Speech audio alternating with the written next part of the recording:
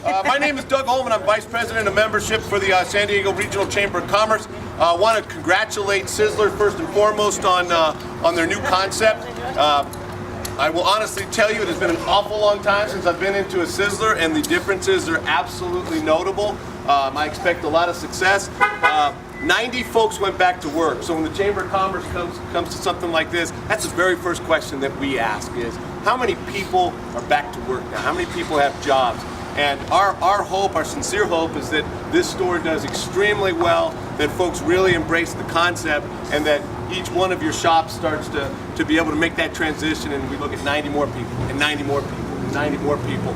And then now we're really looking collectively for San Diego that there's a huge difference being made.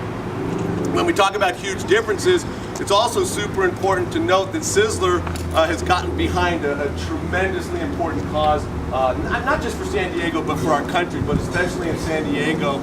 Maurice Wilson is here from REBOOT. REBOOT works with helping transition service members, the men and women that protect our country. Every year in San Diego, 15,000 service members transition out of the military and start to go back into the real world.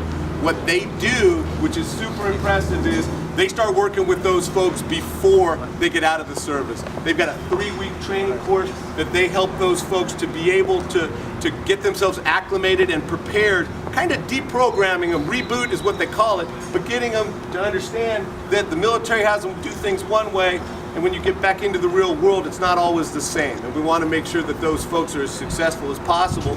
Sizzler has committed to give 10% of the first week's earnings here, sales. They believe that's going to be at least $12,500, which is going to be exceptional. And I wanted Maurice Wilson to just be able to say a couple words, and I probably stole most of what he wanted to say. Absolutely. Thank you.